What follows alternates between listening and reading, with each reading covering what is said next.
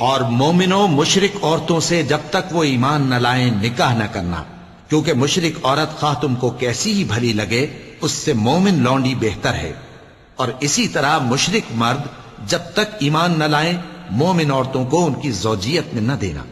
کیونکہ مشرک مرد سے خواہ وہ تم کو کیسا ہی بھلا لگے مومن غلام بہتر ہے۔ یہ مشرک لوگوں کو دوزخ کی طرف بلاتی ہیں، اور اللہ اپنی مہربانی سے بہشت اور بخشش کی طرف بلاتا ہے، اور اپنے حکم لوگوں سے کھول کھول کر بیان کرتا ہے تاکہ نصیحت حاصل کریں۔ اور تم سے حیض کے بارے میں دریافت کرتے ہیں، کہہ دو وہ تو نجاست ہے، سو ایام حیض میں عورتوں سے کنارہ کش رہو، اور جب تک وہ پاک نہ ہو جائیں ان سے مقاربت نہ کرو۔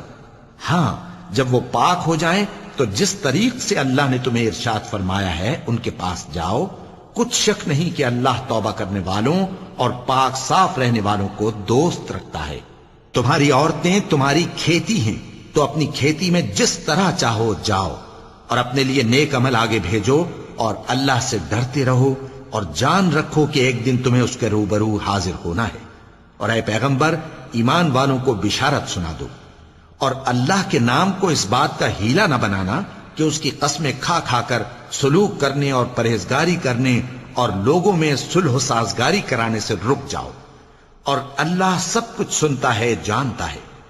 اللہ تمہاری لغو قسموں پر تم سے مواخذہ نہیں کرے گا، لیکن جو قسمیں تم قصد دلی سے کھاؤ گے ان پر مواخذہ کرے گا، اور اللہ بخشنے والا ہے، بردبار ہے۔